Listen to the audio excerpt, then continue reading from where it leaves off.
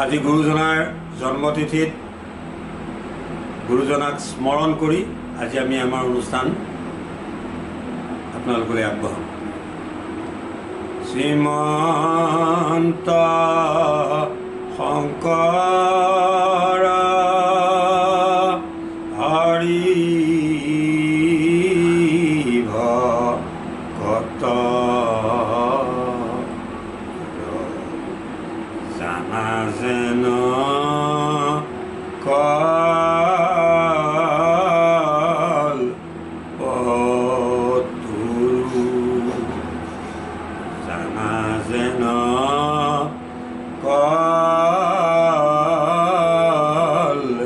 পতুৰু তাহানত বিনাই নাই না ইনা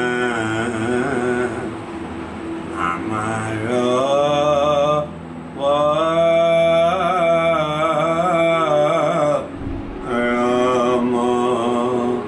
গুৰু আমাৰ পৰম গুৰু।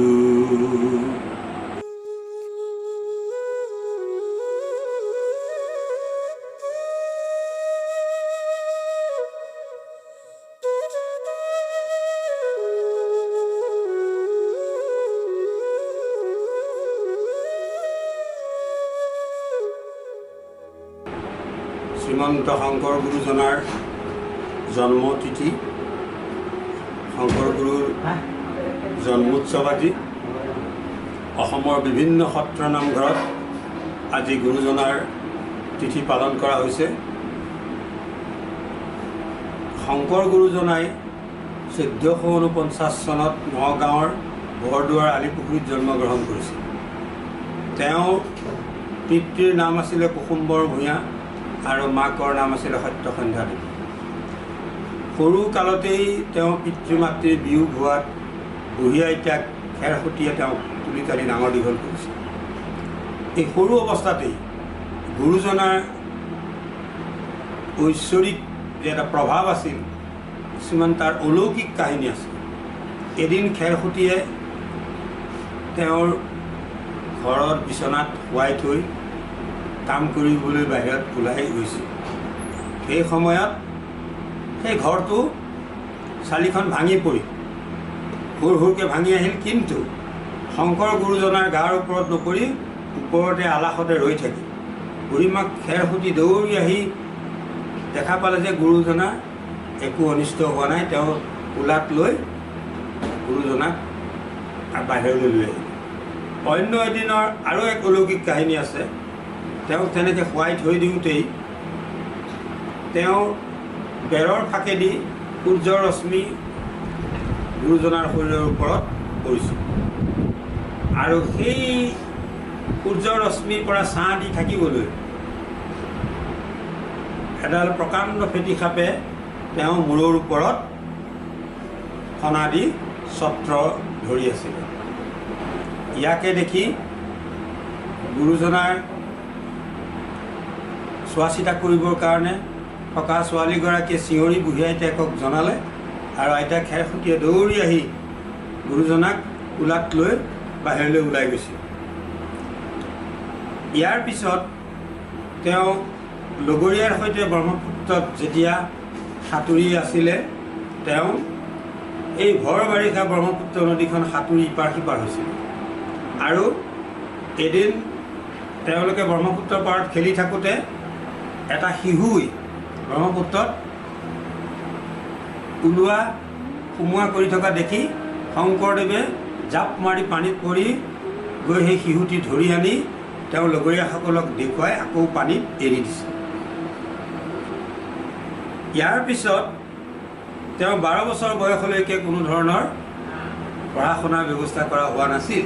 12 বছৰ বয়সত আইতাক খেৰসুতীয়ে মহেন্দ্ৰ কন্দলীৰ ওচৰত গুৰুজনাক বিদ্যা শিক্ষাৰ বাবে অৰ্পণ কৰিছিল। আৰু বিদ্যালয়ত গুৰুজনাই ক খখন চৰেয়া ক খ তোৰ ভালকৈ নিশিকাকৈ মানে স্বৰবৰ্ণ নিশিকাকৈ তেওঁ এটা কবিতা লিখি তেওঁ গুৰুক দেখুৱাইছিলে। কৰতল কমল কমল দল নয়ন ভৱন বদহন বহন বহন বন শয়ন।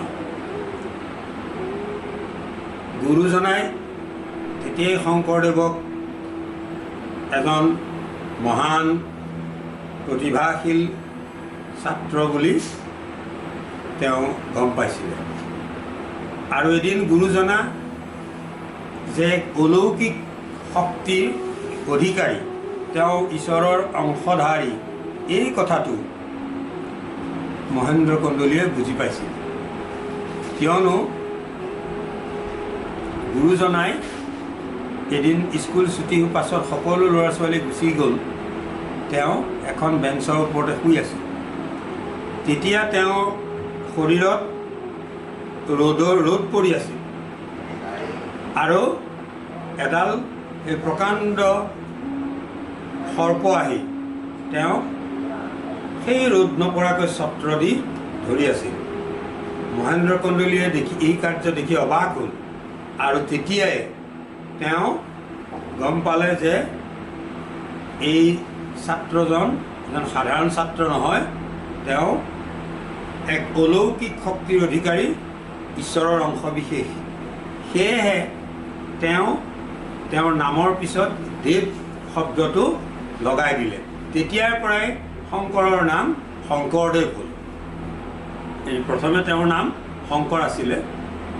এই মহেন্দ্ৰ কন্দলীয়ে সেই পৰিঘটনা দেখাৰ পিছৰ পৰা তেওঁৰ নাম শংকৰদেৱ বুলি জনাজাত হ'ল।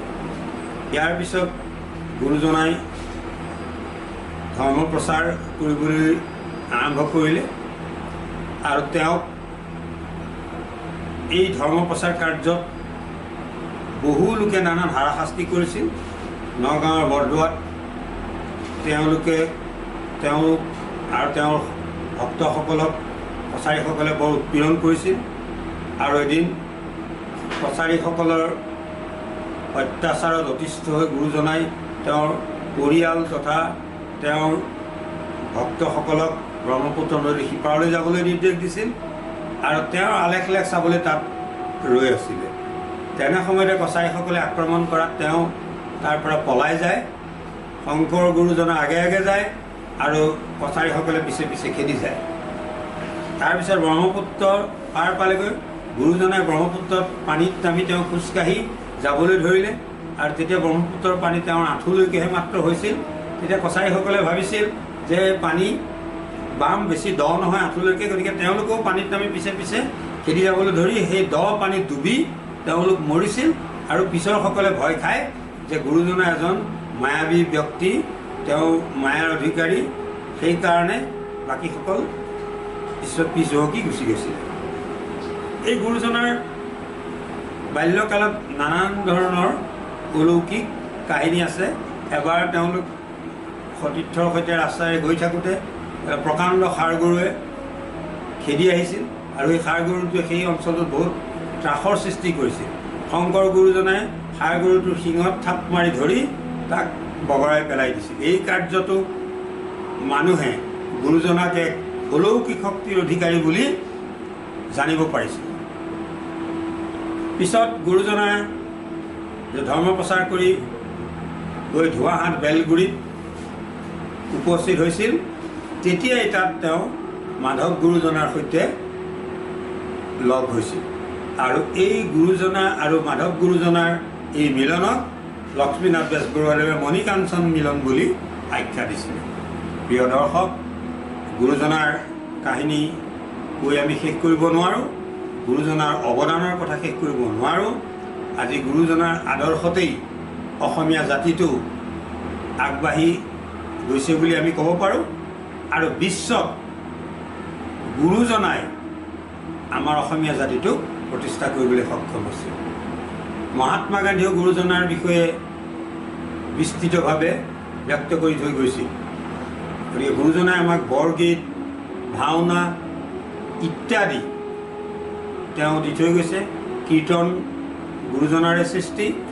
গতিকে আমি আমাৰ যদি নৱপ্ৰজন্মক এই গুৰুজনাৰ আদৰ্শৰে উদ্বুদ্ধ হৈ আগবাঢ়িবলৈ আমি শিকাওঁ, তেনেহ'লে নিশ্চয় আমাৰ নৱপ্ৰজন্ম এক সুস্থিৰ এটা চিন্তাধাৰালৈ আগবাঢ়িব পাৰিব আৰু সমাজখন গঢ়িবলৈ তেওঁলোকে উদগনি পাব। গুৰুজনাৰ যি সময়ত আৱিৰ্ভাৱ হৈছিল, সেই সময়ত সমাজখনত এক বিশৃংখল পৰিস্থিতি হৈছিল। জাতি ধৰ্ম নিৰ্বিশেষে সকলোবিলাকৰ মাজত এটা ঐক্যভাৱ নাছিল। কিন্তু গুৰুজনাই আহি সকলো জাতি জনগোষ্ঠীক লগ কৰি এক বৃহৎ অসমীয়া জাতি গঠনৰ চেষ্টা কৰিছিল আৰু তেওঁ সফলো হৈছিল। গুৰুজনাই তেওঁ ধৰ্মত সকলোকে স্থান দিছিল। নগাৰ নৰোত্তম,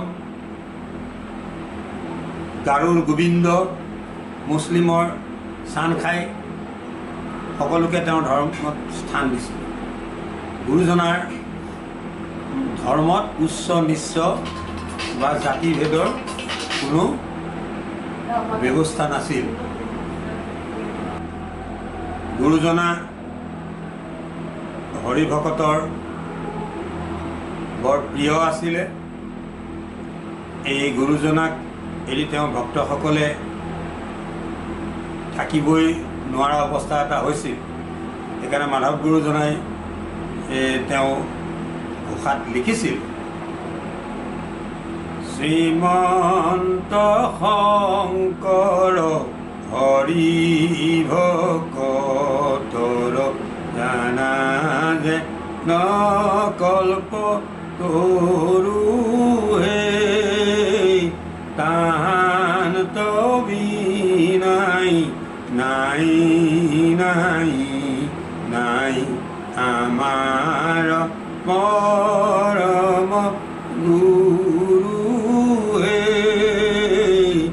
হৰি নামৰসে বৈকুণ্ঠ প্ৰকাশে প্ৰেময় অমৃতৰ নদী হে শ্ৰীমন্ত শংকৰে পাৰ ভাঙি দিলে বহে ব্ৰহ্মাণ্ড কবেদী হে। গতিকে মাধৱ গুৰুজনাই প্ৰথমতে শংকৰ গুৰুজনাৰ লগত তেওঁৰ আদৰ্শৰ অমিল আছে। কিন্তু যেতিয়া গুৰুজনাক তেওঁ লগ পালে, গুৰুজনাই যেতিয়া তেওঁ বিস্তৃত ব্যাখ্যা আগবঢ়ালে, তেওঁ বুজিব পাৰিলে যে এইজনেই মহাপুৰুষ। তেতিয়া তেওঁ গুৰুৰ চৰণত শৰণ ল'লে আৰু শংকৰ গুৰুজনাৰ আটাইবোৰ ভক্তৰ ভিতৰত মাধৱ গুৰুজনাই আটাইতকৈ শ্ৰেষ্ঠ আছিলে। আৰু পিছত গুৰুজনাই তেওঁৰ সমসাময়িক বুলি আখ্যা দিছিল আৰু তেওঁৰ মৃত্যুৰ আগমুহূৰ্তত ভক্তসকলক কৈ গৈছিল যে মোৰ অবিহনে এই মাধৱ গোপাই বৰাৰ পু, মাধৱ গুৰুজনক বৰাৰ পু বুলি কৈছিল, বৰাৰ পুৱে ভকতসকলক ধৰ্মৰ বিষয়ে দীক্ষা আগবঢ়াব। এনেকৈ তেওঁৰ পুত্ৰকো তেওঁ এই পৰামৰ্শ দি থৈ গৈছিল। প্ৰিয় দৰ্শক, আমি আজি জি কে প্ৰেক্ষাপটৰ মজিয়াত মোৰ পৰিয়াল তথা জি কে প্ৰেক্ষাপটৰ সদস্যসকলে গুৰুজনাৰ জন্মতিথিভাগ আনুষ্ঠানিকভাৱে পালন কৰিছিলোঁ। আমি আজি আপোনালোকক সেই গুৰুজনাৰ তিথি পালনৰ মুহূৰ্তবোৰ দেখুৱাম, এই আপোনালোকে উপভোগ কৰক।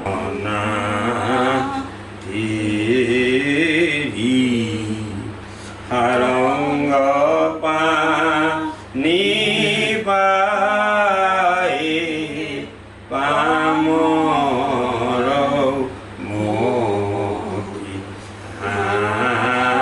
আমি দেখো ক্ষীণ দিন দিন দেহা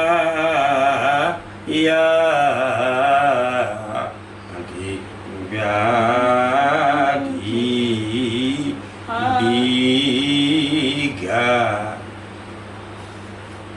অন্তকালে গতি মেৰি কমলা পুতি শংকৰ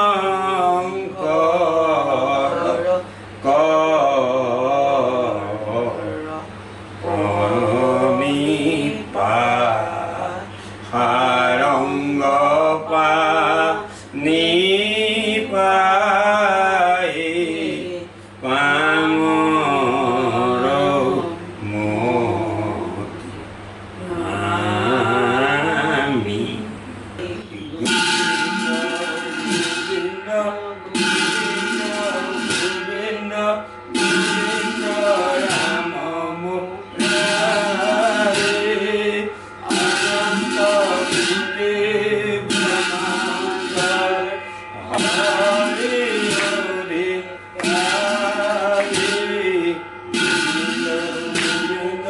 গোবিন্দ গোবিন্দ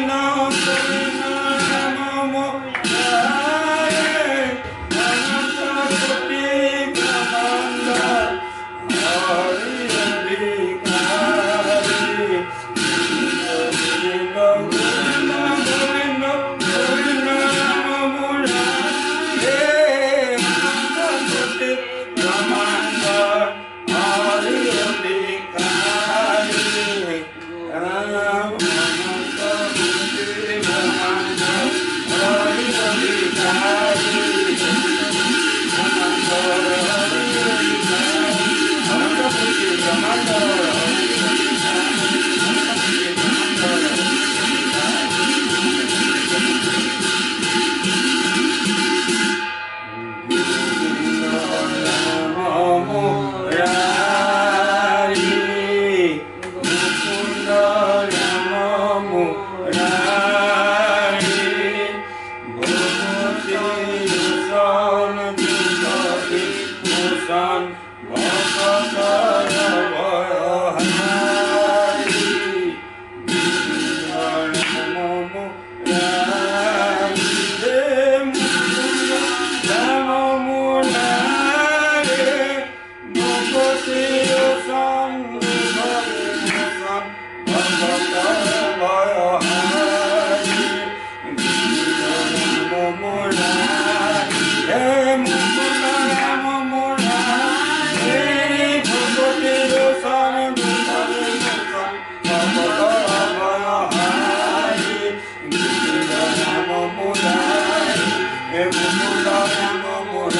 মুৰাৰী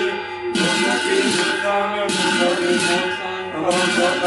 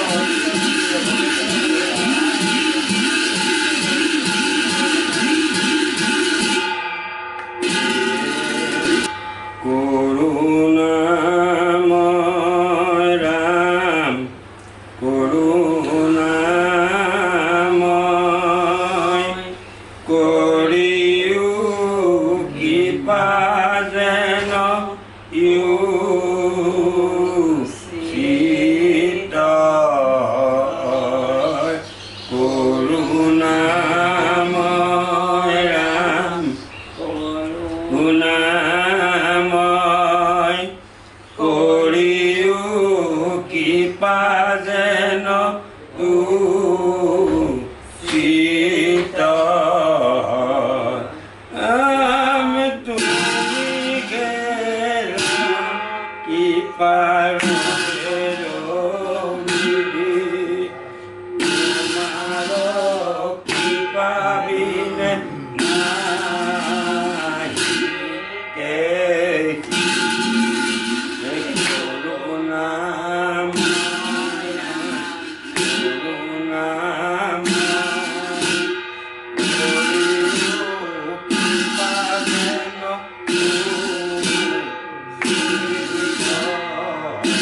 কৃষ্ণৰ কিংকৰ ৰচিলা শংকৰে অদাকি বোলা ৰাম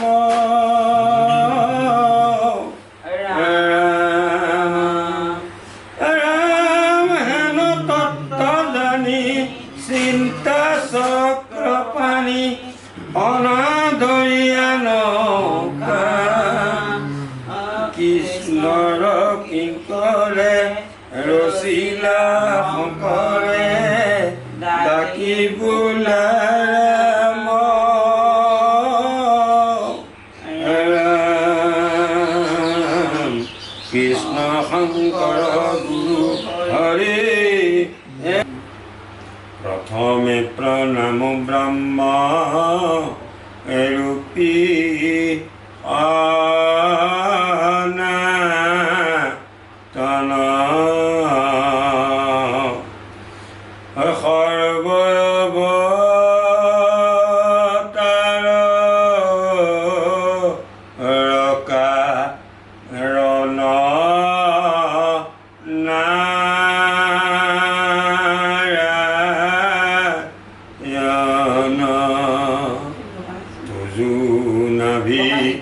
কমলত ব্ৰহ্মা ভৈলা জাত এ যুগে যুগে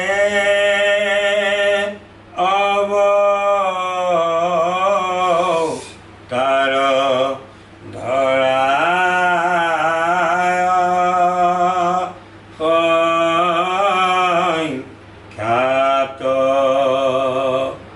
মৎস্যৰূপে অৱতাৰ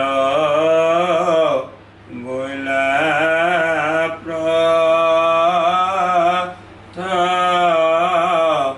মত উধাৰিলা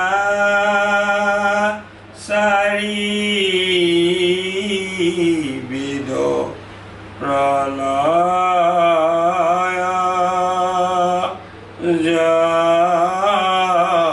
জলত অতবত ৰাজা কনে কালানি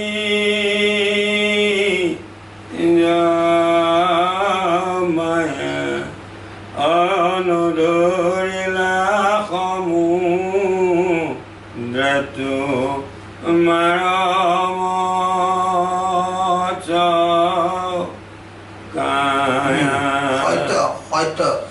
কুৰ্ময় অৱতাৰ বলা নিতিয়ে অলক্ষ্য প্ৰহৰৰ পথ জুৰিলা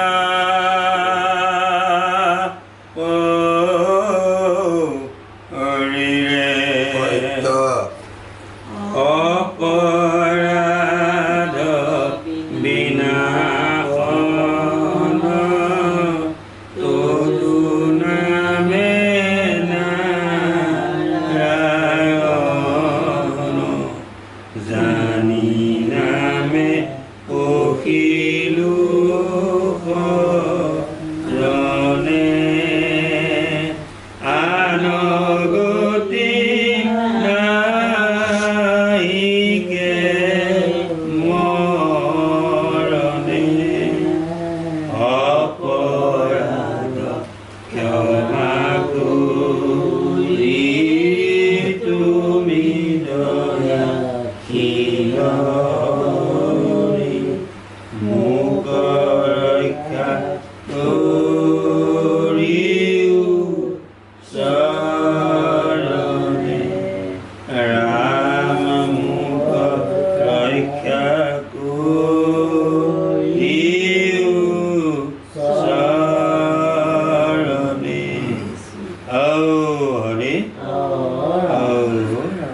শ্ৰীমন্ত শংকৰ হৰি ভকতৰ জানা যেন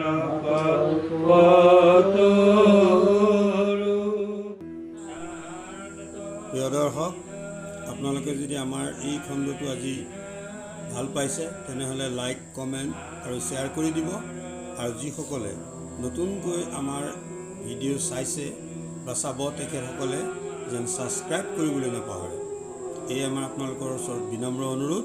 শেষত পুনৰ শ্ৰদ্ধাৰে আজিলৈ আহোঁ। প্ৰণাম।